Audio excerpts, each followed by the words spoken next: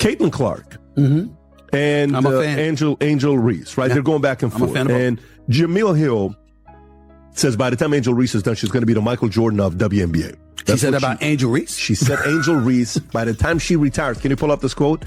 She said, by the time she retires, she will be the MJ of, go to Jamil Hill, type in Jamil Hill. Yeah. She says, by the time she retires, Jamil Hill has made a bold prediction that Angel Reese will become the MJ. The WNBA is heating up, and when a pivotal layup that could have won the game went awry, all eyes are on Angel Reese this time. Fans are currently discussing if Reese deserves the blame after Stephen A. Smith's remarks caused a significant backlash. Was it an expensive error, or is the criticism excessive? As we analyze the response, the controversy, and everything surrounding this explosive WNBA story, stick with me to the very end. Now let's get started. Imagine walking into a building where 20,000 people want nothing more than for you to fail. The air is tense. The other team is staring at you like you're the antagonist in their movie, and the sound of the vodka echoes off the concrete walls before you even step onto the hardwood. The most bitter rivalry in WNBA history has just reached a breaking point in the first game of the much-anticipated second season. Caitlin Clark did more than just attend a basketball game tonight. She went into an ambush. The audience was rather rowdy, shouting disparaging comments, displaying provocative signs and endorsing Angel Reese, their team's best player. But there's a deadly disadvantage to trying to scare a generational talent. Some athletes shrink under pressure, but Caitlin Clark uses it as a weapon. By the time the final beep sounded, the 20,000 shouting supporters had fallen silent. There has just been a historical massacre. Angel Reese was defeated by more than just Caitlin Clark. She completely ruined the mood in the arena with a massive career-high triple-double after physically and mentally destroying her on the court. The most ridiculous part of this entire humiliation is that it was anticipated by none other than Stephen A.Smith, who went on national television and thoroughly discredited Angel Reese for making one of the most offensive and foolish statements in sports history. Click like, subscribe, and let's get started if you're ready for the ultimate story of karma, missed layups, and a legendary career-high performance. To understand why this beatdown was so much fun, we need to go back to the media circus that occurred just 48 hours before tip-off. Look at that pause. It sounded like she drunk a gallon of water in between that pause. It happens like we know any other time like Angel will make the shot. I mean, she knows she'll make the shot, but in that moment, you just got to encourage your teammates. Like, no one person lost us the game. It's a team effort. And she's frustrated. She's trying to be nice. We know she'll make the shot. No, you don't know. The last 4 games now, Angel Reese is shooting less than 25% on layups. You don't know she'll make it. And you know who else don't know? This man right here, Carl Smesco, is not happy with Angel Reese. The girl stunk it up. Great crowd tonight. Disappointing finish to the game. Look at it. Yo, these pauses they're taking in between are insane. Yeah. Great crowd tonight. Disappointing finish to the game. Kind of a tough fourth quarter for us. And then, we had a chance to win it at regulation and it just didn't go down. And Angel Reese has always generated a lot of controversy. She thrives on drama, trash talk, and viral occurrences. But with the second season, she overreached herself. Simply put, you don't cross the line into basketball royalty the way she did. Please consider liking this video and subscribing to the channel if you enjoy the content. Unbelievably, over 90% of visitors have not yet subscribed to. Even though it only takes a second and is free, it means the world to us. Have you already subscribed? Fantastic. I sincerely appreciate your help. Let's return to the video now. That's freaking awesome. That is awesome. Caitlin Clark, the only player in WNBA history to average 26 and 9 assists over a 10-game span. Ever. In the history of ever. Let's get to the game. It went to overtime, 95-91. Michaela Timpson, 20 points on 9 of 13. 7 rebounds, 1 block shot. Caitlin Clark, 26 on 9 of 20. 9 assists, 3 boards. Kelsey Mitchell, she extended the streak. Come hell or high water. 20 points on 9 of 22. 1 rebound, 1 assist, 1 steal. You wonder why I come down on Kelsey Mitchell for MVP? I'm sorry, but this rebounding and assist situation drives me crazy. So let's go to Angel Reese clocking Caitlin Clark right in the throat hole. For just 35. Right here, you're going to watch. There she gets her in the neck, and there she gets her in the throat. Yeah. What are we doing? Neck, throat. Wow. Yeah. Protected species. Shout out House of Lowlights. Speaking of House of Lowlights, good chance I've got an Angel Reese video coming in the morning. Take a look at that pause. Between those pauses, she seemed to have consumed a gallon of water. It occurs as if we were aware that Angel would make the shot at any other time. She is certain that she will make the shot, but you have to support your teammates at that precise moment. Like, nobody noticed that we had lost the game. It's a collaborative effort. She is also irritated. She is making an effort to be kind. We're confident she'll make the shot. No, you're not aware. For the past 4 games, Angel Reese's layup percentage has been below 25%.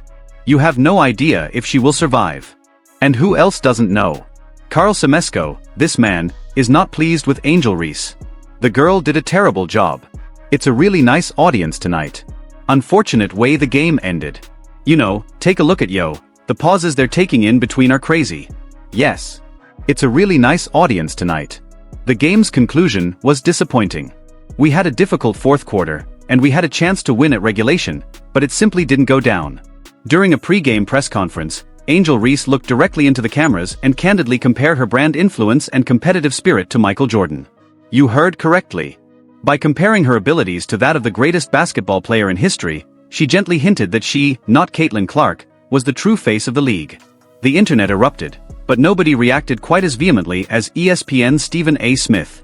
Staring straight at the camera, Stephen A. carried out a verbal execution on live television. He carefully dismantled her logic piece by piece. You are not Michael Jordan. Stephen A. yelled over the TV, you are not even Caitlin Clark. You're confusing popularity with generational brilliance. He emphasized that Caitlin Clark is committed to leave a legacy of undiluted talent. Angel Reese, on the other hand, is occupied with building a scandal-related brand. Angel Reese was cautioned by Stephen A.Smith that if she made checks with her lips that her game could not cash, she would be severely humiliated. When the lights came on and the ball was tipped, Angel Reese's Michael Jordan fantasy turned into a brutal, humiliating reality, demonstrating that pal Stephen A.Smith was right. The audience was in an amazing frenzy when the first quarter started. Every time Caitlin Clark touched the ball, the crowd exploded into a chorus of boos, causing the TV cameras to vibrate. They desired for Caitlin to break. They wanted Angel to be in charge. But basketball doesn't care what the fans desire. The basketball gods only care about who makes the effort. That is just fantastic.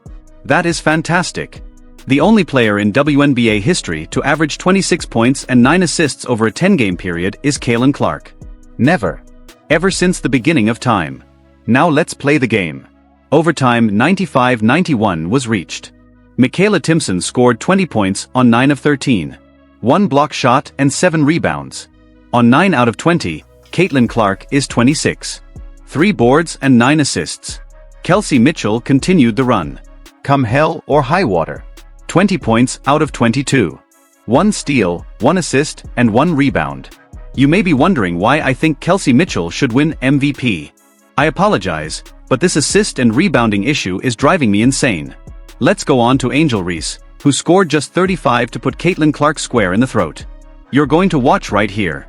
She strikes her in the throat there and in the neck there. Yes. H. What are we doing? Oh, I see. Throat and neck. Whoa. Whoa. Yes. Species that are protected. Honor the House of Low Lights.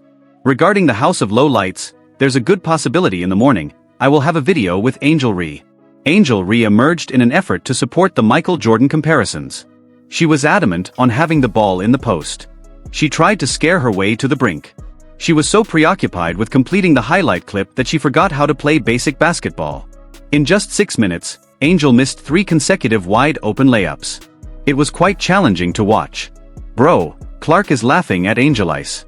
The rivalry is undoubtedly still going strong after the injured player missed a layup to win by a buzzer beater, dude. This is the face of defeat, and I'm here to tell you that. I'm telling you now, Angel Ice has lost. You should all be aware of one thing I always tell you. It will be given and taken away by the internet. Have you ever heard her say, at this moment, you knew you messed up? Angel Reese had this expression on her face. Right now.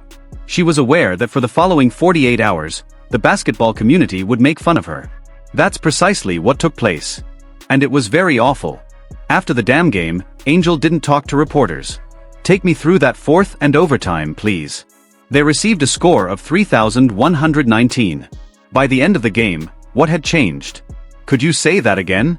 They outscored you 31-19 in the fourth overtime period at the end of the game. What had changed in the game at that point, in your opinion? I think we had a hard fight. I mean, I'm not sure. We simply didn't succeed tonight, in my opinion. I guess this is a question for all of us. When you play a team like this 4 times, you might run into them again in the postseason.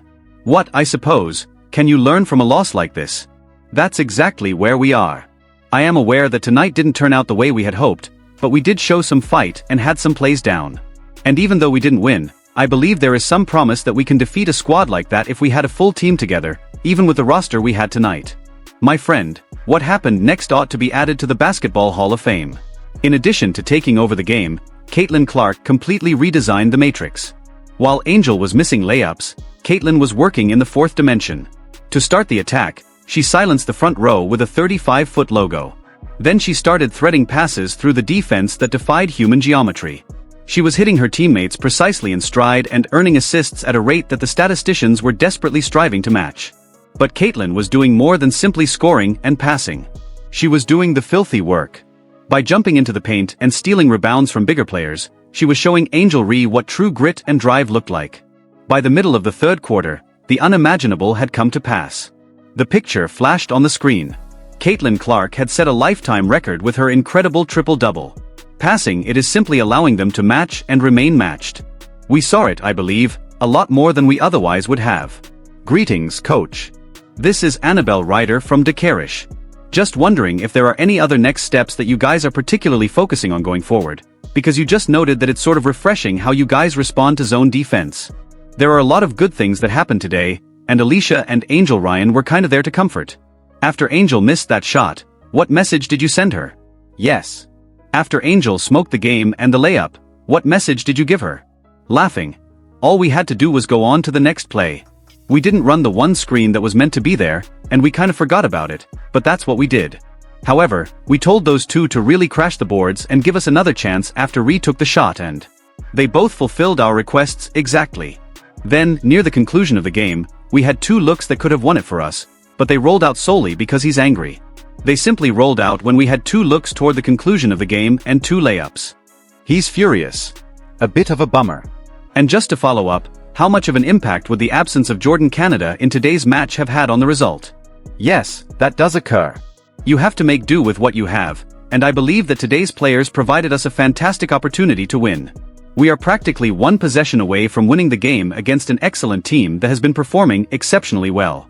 However, JC is an excellent point guard, and we rely on her to penetrate to the center and then pass it to our shooters or dump it down behind, especially when we're playing against the zone. She simply makes a huge impact on our transition game and provides us with an additional excellent defender. We do miss her, but she was unable to attend today. I therefore believed that those who attended did well enough to win. She had a competitive mindset. When you have to guard one of the top players in the league for as long as she did, her performance can help in that way. I mean, I thought she was amazing. Hello, this is AJC's coach Mia Carson. Naturally, I am aware that you guys are likely working one game at a time, but what are some important takeaways from this game that you intend to share with the squad or that you hope they will discuss with one another for the next game? I believe it demonstrates that we have an excellent team. I mean, Indiana is great, and even though we didn't have enough players, we were there. We felt as though we were there, which is why it hurt so deeply. You were there. However, Angel Reese understood you. Let's talk about the exact moment the arena died. The fourth quarter was coming to a conclusion. The blowout had already been set up. She made a lethal hesitation crossover that sent her opponent spinning after receiving the ball on the wing. After taking a step back, Caitlin shot a heartless three-pointer in Angel Reese's face. When the ball broke into the net, Caitlyn remained silent. She didn't flaunt herself. She just turned and looked around the crowd. The silence was completely deafening. The 20,000 individuals who had been screaming, making fun of, and insulting for the previous 2 hours were instantly quiet. You could actually hear a pin drop in the arena. Caitlin Clark had hit the ultimate mute button. She silenced them with the best single-game performance of her young career rather than using profanity. Stephen A.Smith warned her. The supporters should have known better. Until you have proof, you don't poke the bear or compare yourself to Michael Jordan. Angel Reese's missed layups and total collapse will always be on the blooper reel, but Caitlin Clark's career-high triple-double will go down in history. It's no longer even a rivalry. It's a masterclass in power. How delightful it was to witness that hostile, mocking mob completely tamed. Do you think Angel Ree ought to issue an apology to everyone for her ridiculous analogy to Michael Jordan? Please use the comments section below to express your thoughts. If you like seeing the haters thoroughly destroyed on the court, you should click the like button right away. To make sure you never miss a breakdown, subscribe to the channel. I'll see you at the next insane event if you enable those post alerts.